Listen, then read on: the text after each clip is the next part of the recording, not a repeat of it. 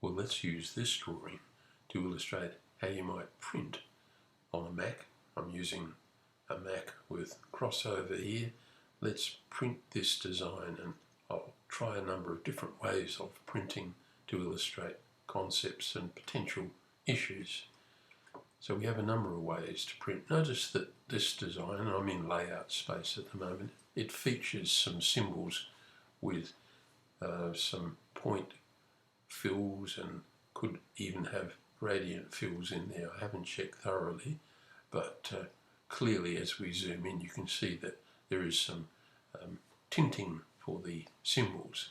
So let's zoom out, and the simplest way to print and show those gradients is to use File and Save as a PDF, and I'll go for Window and Maximum Resolution, and we'll put a box around the details and design, concept design in this case, that we want to print, and I'll put it on the desktop and we'll call it Save as PDF on A4, and we'll click Save, and we'll overwrite the one that's there,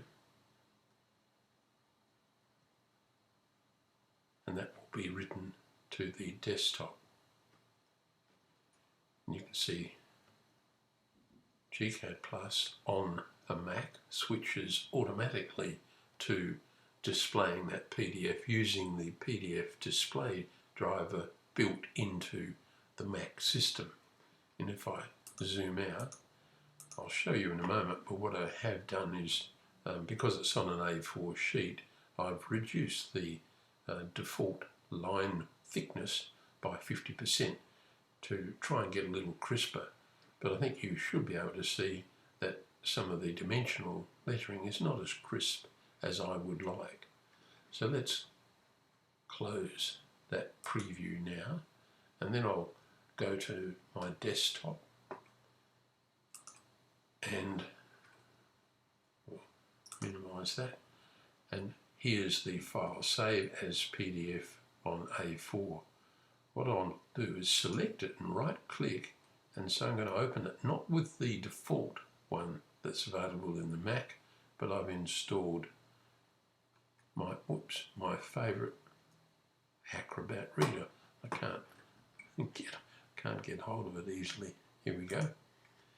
So I'm opening it with Acrobat Reader, and let me just step out a little to about the same level as we had before, but look at that beautiful result.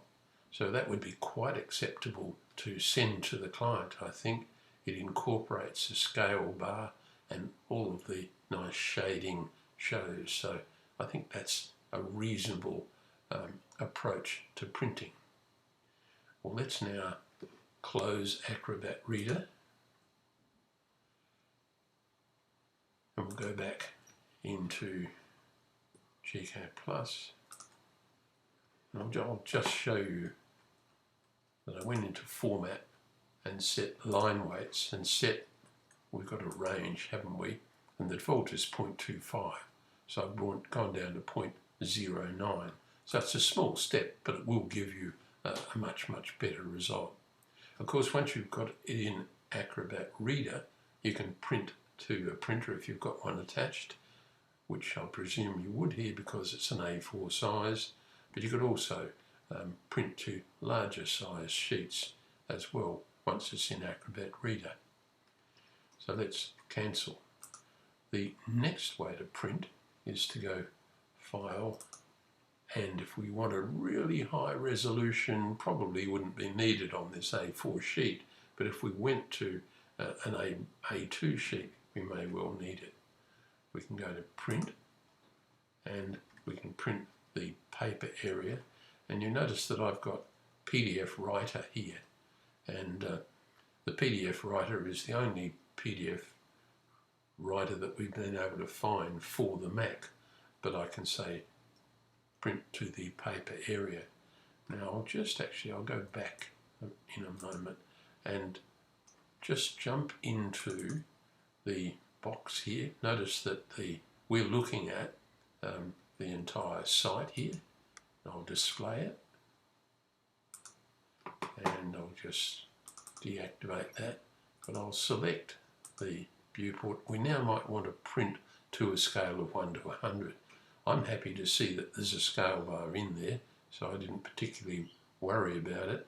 And we could have actually printed that earlier one and printed it on any size sheet we want, and any construction team would be able to scale off by using that inbuilt scale.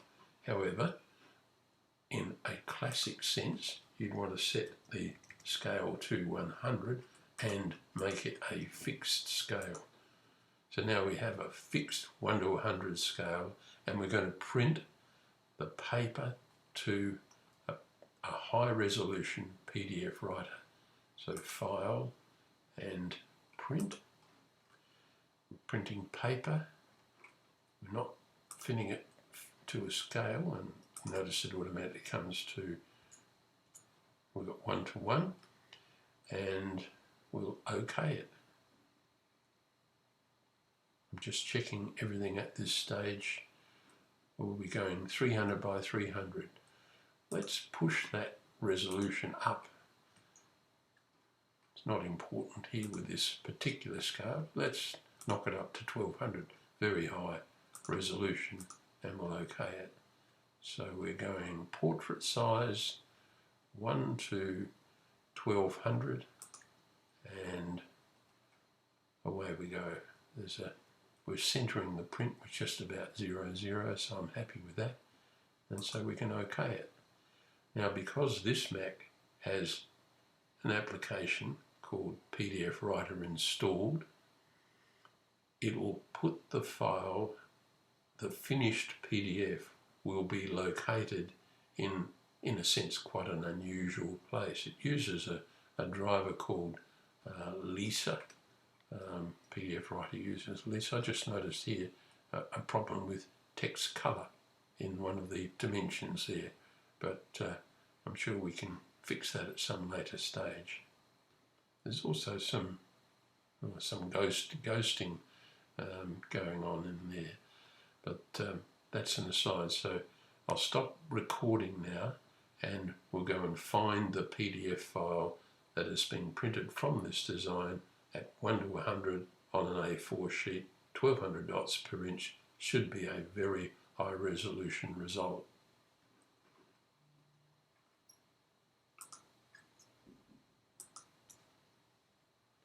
Well, if you refer to our website, you'll see that finding the folder where the PDF Writer puts its output is somewhat tricky. You have to go to the Mac operating system, to users, your name, then into shared, then PDF Writer, and then again into my name, and here's the job that we just printed. Now, I'm going to try and repeat the earlier test by opening it with Adobe Acrobat Reader, and we get a warning message that it couldn't open because it's not supported. Now we know PDF file was supported, and the reason, because we opened the earlier one, the reason this one won't open is that the PDF Writer will not print the drawing with transparency and shading within it. So we have to go back and change the drawing in order to get this high resolution file.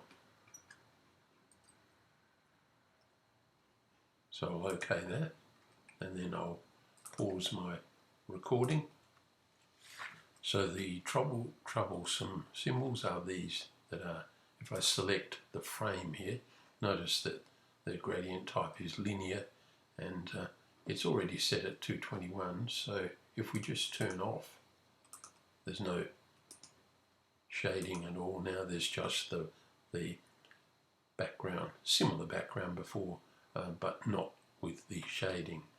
Let's pick this one, and we'll edit that block. Again, take off the point shading, and then close the block editor. Now it's a bit solid, and you can't see the information underneath, and I think you'd want that. So I'd pick this one, edit that block, and I just say I don't want a fill, but I do need it dark, and it can stay at color 76, and we'll close the block editor. So we're nearly there. We've got a couple more to do, and I'll just fix these two, and then we'll try printing again.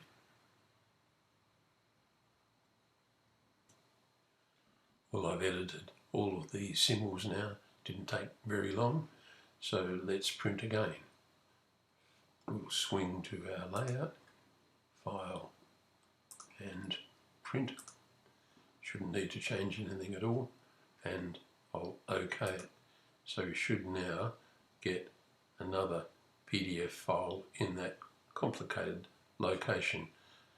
I'm sure you can tweak your Mac to find that location a little easier. I don't think it needs to be buried down as far as it is here. So let's now move to see if we can see that final print. So here we are in our file management system.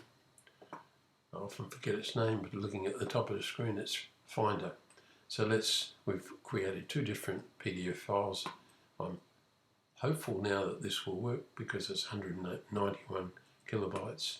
Select it and open it as we did before with Acrobat Reader, and we'll bring this down. So there we are. There's in fact, we should be able to zoom right in on that text, and you should be able to see how crisp and clean it is. So we've achieved our aim of a quick concept print with shading that we can send to the client, and a more detailed, accurate print where we print at 1 to 100. I notice the dimensioning here. Try and avoid dimension lines that cross. It looks rather ugly. You can just play around with moving them a little, but that's an aside. So I hope that's given you a fairly good understanding of printing on a Mac to PDF at high resolution.